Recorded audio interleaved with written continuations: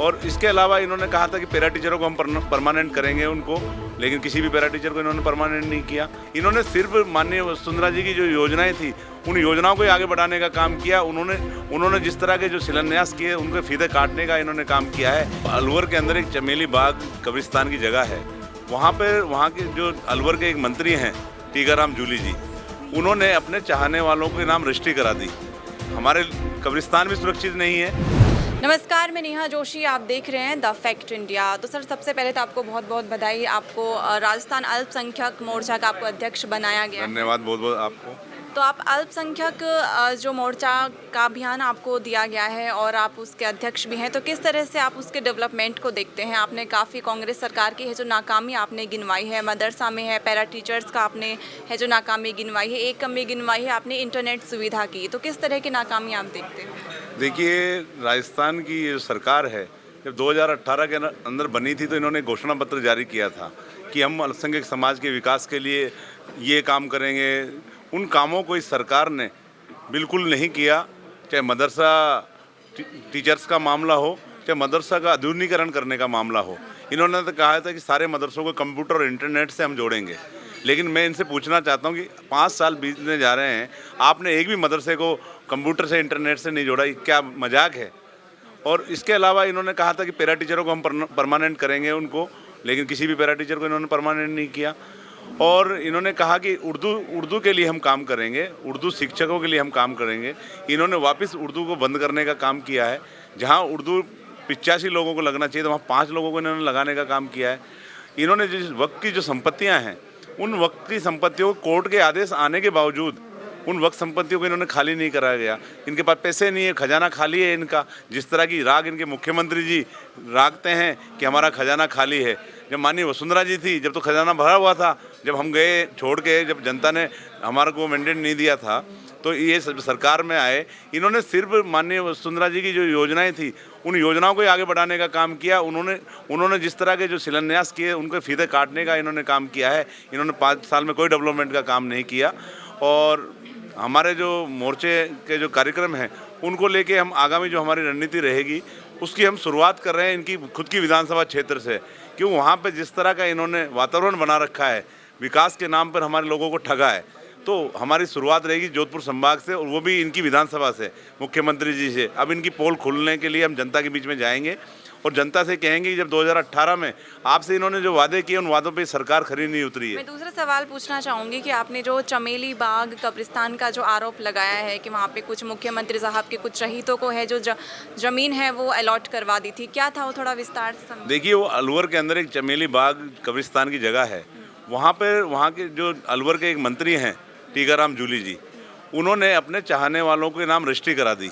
जब उसका पता लोगों को लगा, उसका जब विरोध हुआ, तो उन्होंने आनन फानन में वहाँ का एसडीएम, वहाँ के तहसीलदार को सस्पेंड करवाने का काम किया। सस्पेंड क्यों हुए? जब उन्होंने गलत काम किया जब भी तो सस्पेंड हुए ना। मुख्यमंत्री जी की सह पे ये काम हो रहे हैं। हमारे कब्रिस्तान भी सुरक्षित नहीं है। जिस तरह के काम राजस्थान सरकार कर रही है, चाहे बहन बेटियों का मामला हो, हमारी बहन बेटियाँ सुरक्षित नहीं है। अभी भीलवाड़ा के अंदर 2 दिन पहले जो कांड हुआ है, कहाँ गए मुख्यमंत्री जी? ये खुद गृह मंत्री भी हैं। लॉ एंड ऑर्डर है ही नहीं यहाँ पे राजस्थान के अंदर। लोग बाहर के आते हैं, बाहर की पुलिस आती है, हमारे लोगों के इनकाउंटर करके चली जाती हैं। राजस्थान पुलिस को पता ही नहीं लगता कि क्या हो रहा है, क्या नहीं हो रहा। राजस्थान में आप अल्पसंख्यक जो है समाज है, मोर्चा है, अभियान है, उसको आप किस तरह देखते हैं? क्योंकि अल्पसंख्यक लोगों का अगर हम देखें तो दिल्ली रोड से हम जयपुर की तरफ हम आते हैं, प्रवेश करते हैं। जयपुर में जो अल्पसंख्यक है, मुस्लिम कम्युनिटी जहाँ पे रहती है, वो बदहाली में ही हम देखते हैं। बीजेपी सरकार आई थी तब भी उनका झुग्गी झोपड़ियों में यही हाल था, कांग्रेस सरकार है तब भी यही हाल है। तो आप अल्पसंख्यक जो मोर्चा है इसको किस प्रकार देखते हैं? देखिए, इस कांग्रेस सरकार के जो मुखिया हैं अशोक गहलोत, उन्होंने सिर्फ रोज़ा इफ्तार की पार्टियों के अलावा अल्पसंख्यक समाज के लोगों को कुछ नहीं दिया। रोज़ा इफ्तार पार्टी में अपने घर बुला लेते हैं, उनके कंधे पे हाथ रख देते हैं और उनके साथ सेल्फी ले लेते हैं, फ़ोटो खिंचवा देते हैं, हमारे लोग खुश हो जाते हैं। लेकिन अब जनता जाग चुकी है, जनता ने मन बना लिया है इस ठग गहलोत को यहाँ से भगाने का। और यहाँ पर जिस तरह से इन्होंने जो वातावरण पैदा किया इस बार, यहाँ के जो एमएलए हैं उनको जो खुली छूट इन्होंने ठगने की है, लूटने की जो इजाज़त दी है, उससे बहुत जनता परेशान है।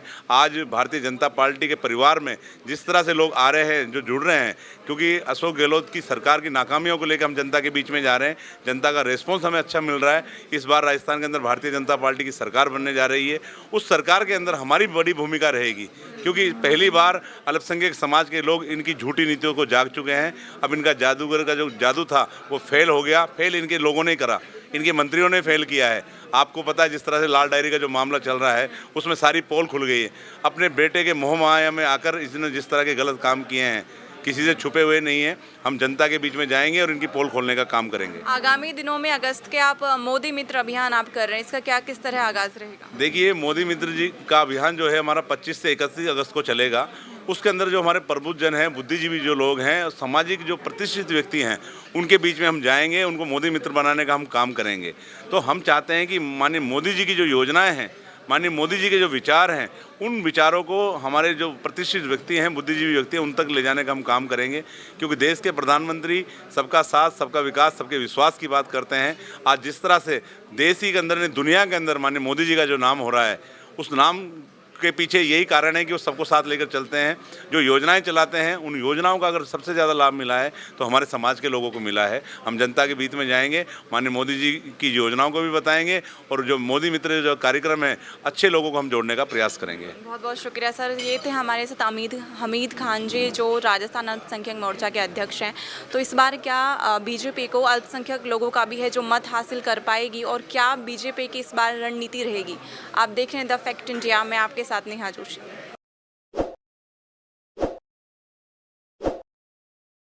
ताज़ा खबरों के लिए विजिट करें द फैक्ट इंडिया की वेबसाइट और डाउनलोड करें द फैक्ट इंडिया ऐप।